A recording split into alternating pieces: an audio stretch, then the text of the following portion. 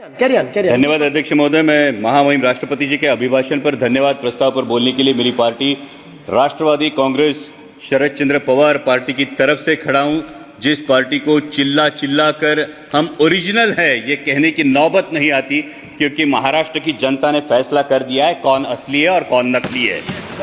राष्ट्रपति जी ने जिन उपलब्धियों का उल्लेख किया उसके लिए मैं सरकार का अभिनंदन करता हूं, लेकिन कुछ बुनियादी सवाल है अध्यक्ष महोदय। जब 5वें नंबर की हमारी अर्थव्यवस्था, ये गौरवशाली बात है, लेकिन देश ये भी जानना चाहता है कि देश पर कर्जा कितना है, देश पर बोरोइंग्स कितनी है और देश के सकल उत्पाद के ये बोरोइंग्स कितनी फीसदी है और ये ऋण कब तक और कैसे चुकाया जाएगा। हमारी मराठी में कहावत है, ऋण काढून सण फार काळ साजरा करता येत नाही। और इसलिए दूसरी बात है, महामहिम राष्ट्रपति जी ने जो कही कि 80 करोड़ देशवासियों को मुफ्त राशन दिया जा रहा है, तो 5वीं अर्थव्यवस्था के लिए क्या ये भूषणावह है? और दूसरा सवाल ये खड़ा होता है कि बावजूद इसके हंगर इंडेक्स में भारत का स्थान 125 देशों में 111वां है, जो पाकिस्तान, नेपाल, बांग्लादेश और श्रीलंका से भी नीचे है। क्या ये उपलब्धि है? और अगला सवाल ये बनता है, जो 5वें नंबर की अर्थव्यवस्था है वो अपने जेन्युइन जो ईमानदार टैक्स पेयर्स है उनको क्या दे रही है? ये टैक्स पेयर्स को अपने बच्चों को शिक्षा के लिए प्राइवेट स्कूल में भेजना पड़ता है, उनको अपने हेल्थ के लिए हेल्थ इंश्योरेंस निकालना पड़ता है। सर, नौबत तो ये है कि जब नॉर्मल मिडिल क्लास आदमी बाइक खरीदने जाता है तो उसको 28% जीएसटी देना पड़ता है, लेकिन इस देश में जो कोई हेलीकॉप्टर खरीदना चाहता है उसको सिर्फ 5% जीएसटी है। तो क्या ये उपलब्धि है? ये हर देशवासी के लिए अर्थव्यवस्था है? ये सबसे बड़ी बात है। और इसीलिए यह सवाल बनता है कि जब अर्थव्यवस्था क्या सही में सुदृढ़ है या सिर्फ यह सूजन है जिसे सुदृढ़ता बताया जा रहा है। महामहिम राष्ट्रपति जी ने अपनी अभिभाषण में ग्रामीण अर्थव्यवस्था और डेयरी का उल्लेख किया, लेकिन दुर्भाग्यवश माननीय मंत्री महोदय यहां बैठे, लेकिन उसी दिन जो मिल्क पाउडर है उस पर इंपोर्ट ड्यूटी माफ करके मिल्क पाउडर आयात करने का एक निर्णय जो लिया गया। Sir? Yeah, but don't cut his time. He is not yielding. You are yielding. No sir, sir ये दूध उत्पादक किसानों के लिए क्यों एकदम गलत बता रहे हैं, इससे I want you to kindly give me a chance. इनकी जानकारी के लिए और पूरे सदन की जानकारी के लिए, शरद पवार जी जब कृषि मंत्री थे उस समय उन्होंने ये टीआरक्यू दिया था। एक समय 10,000 टन का, बाद में 25,000 टन का, और उस समय मिल्क पाउडर इंपोर्ट हुआ। Honorable Minister, your can will come. Your member is, see, next member is from party. उसका क्या संबंध है? Honorable Minister, wait. Honorable Minister, wait. No.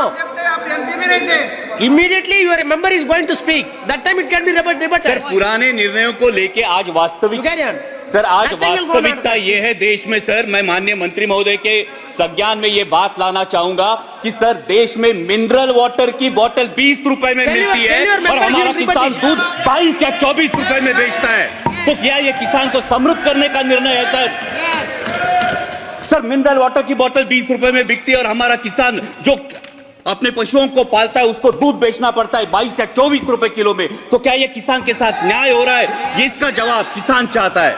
Sir, महामहिम राष्ट्रपति जी ने किसान सम्मान निधि की भी बात की, लेकिन असली किसान का सम्मान तो तब होगा सर जब कृषि के लिए जो औजार लगते हैं उन पे जो 12% जीएसटी है, ये 12% जीएसटी हटाया जाए और उनके फर्टिलाइजर्स और पेस्टिसाइड्स की कीमतों पर नियंत्रण लाया जाए और कृषि उत्पाद के लिए सुनिश्चित और परमानेंट आयात निर्यात धोरण लाया जाए। सर, हाल ही में हमने देखा, पिछले साल हमने देखा कि जब प्याज की डिमांड थी, मिडिल ईस्ट में डिमांड थी, यूरोप में डिमांड थी, तब प्याज पे निर्यात पर पाबंदी लगाकर पाकिस्तान के प्याज उत्पादक किसानों का भला इसी सरकार ने किया है। ये प्याज उत्पादक किसान कभी भूल नहीं सकता सर। और दूसरा एक बहुत ही अहम किसानों से जुड़े मुद्दे पर जो मैं मेरे चुनाव क्षेत्र से उस पर मैं ध्यान आकर्षित करना चाहूंगा, वो है लेपर्ड का इशू।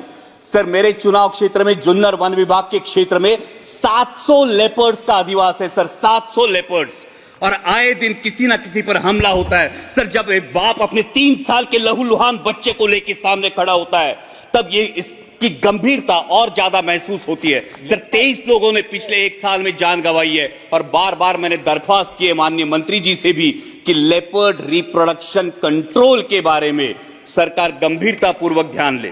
महामहिम राष्ट्रपति जी ने अपने अभिभाषण में इंफ्रास्ट्रक्चर की भी बात की। जो 3,82,000 किलोमीटर हाईवे हुए हैं उसके लिए मैं सरकार का अभिनंदन करता हूं, लेकिन जिस रेलवे ट्रांसपोर्ट के लिए 1/3 कॉस्ट लगती है और एक ऑयल इंपोर्टिंग कंट्री के लिए इन रेलवे में कितना इजाफा हुआ ये भी हम जानना चाहते हैं। और दूसरी बात यह है जिन प्रोजेक्ट्स के लिए महाराष्ट्र गवर्नमेंट ने 50% कॉस्ट शेयरिंग के लिए अनुमति दी थी वो 3 प्रोजेक्ट्स है सर, अहमदनगर बीड परली, वर्धा यवतमाल नांदेड़ और वर्षा और गढ़चिरौली, जो 3 साल में रेलवे कंप्लीट करने वाला था। आज 15 साल बाद भी ये प्रोजेक्ट्स निर्माणाधीन है, ये इनकम्प्लीट है।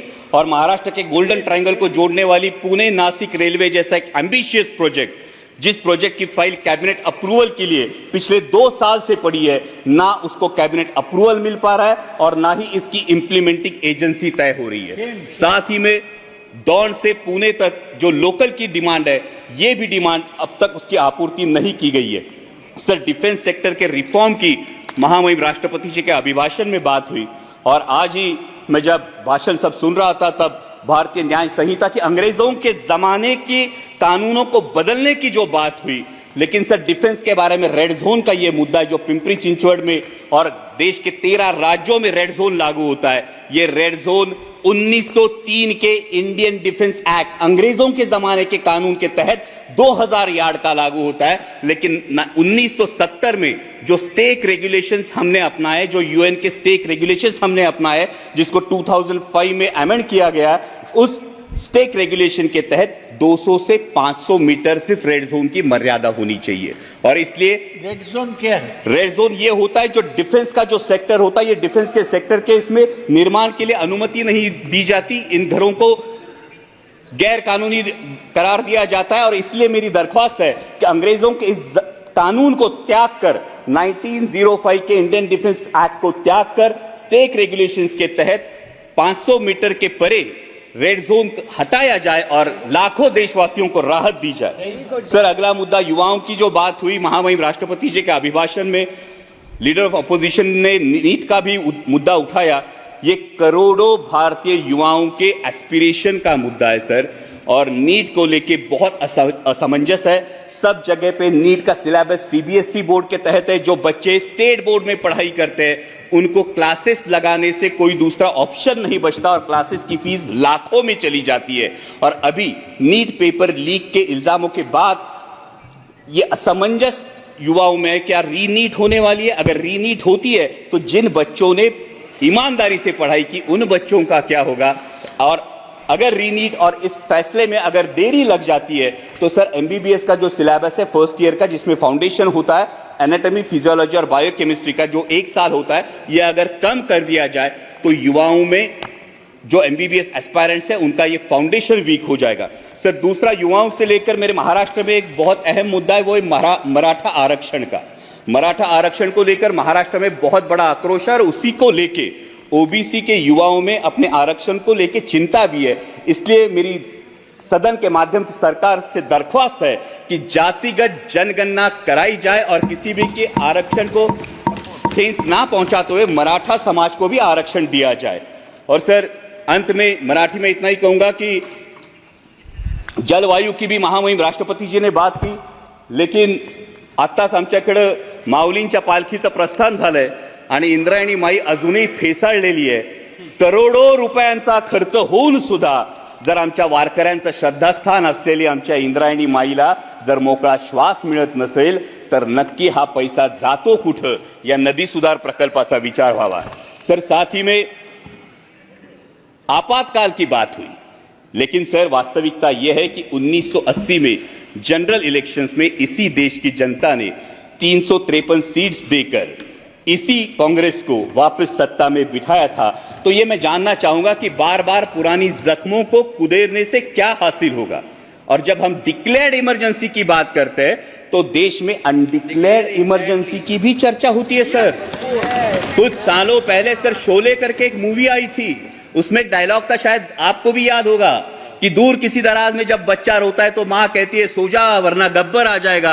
सर हालात ऐसे थे कि जब विपक्ष का कोई नेता सरकार के खिलाफ बोलता है तो उसको बोला जाता है चुप हो जा, सरकार के खिलाफ मत बोल वरना ईडी सीबीआई या इनकम टैक्स आ जाएगा। सर इस इनडिक्लेयर्ड इमरजेंसी का क्या? Sir 2 minute Please, one more speaker is there. Yes sir. One more speaker is sir for the जब party. नेता Please तोड़ो wind up, please party wind up. फोड़ो लेकिन विपक्ष मत रहने दो, ये बात होती है। सर जब लीडर ऑफ अपोजिशन ने डर की बात की तो महाराष्ट्र में भी बात हुई थी। 27 जून को माननीय प्रधानमंत्री जी ने भोपाल में भाषण किया था, तब उन्होंने नेचुरली करप्ट पार्टी जिस पार्टी को बोला था, जिन पर इल्जाम लगाए थे, उन्हीं हमारे साथियों को लेकर आज महाराष्ट्र में सरकार बनी है। तो सत्ता पक्ष ये कहे कि उनकी नैतिकता कहां गई। लेकिन अंत में मैं देश की जनता का आभार करूंगा। सर लास्ट पॉइंट, देश की जनता का आभार करूंगा कि उन्होंने पूर्ण बहुमत नहीं दिया और ये दिखा दिया कि तुम भारत कहो या इंडिया। सर 1 मिनट सिर्फ, लास्ट मिनट, तुम भारत कहो या इंडिया, मैं वही हूं जो अपने कर्म पर विश्वास रखता हूं। मैं वही हूं जो मंदिर मस्जिद मंगल सूत्र से ज्यादा देश की एकता को अहमियत देता हूं। मैं वही हूं जो राजतंत्र से ऊपर लोकतंत्र को मानता हूं। ठेकेदारों से ज्यादा पहरेदारों पर भरोसा करता हूं। तुम भारत कहो या इंडिया, मैं वही हूं जो नफरत से ज्यादा मोहब्बत चाहता हूं। अहंकार से ज्यादा विनम्रता का आदर करता हूं। अधिकार से ज्यादा जिम्मेदारी निभाता हूं। मैं वही हूं जो संविधान से चला हूं और संविधान को ही अपने सर आंखों पर रखता हूं। धन्यवाद अध्यक्ष।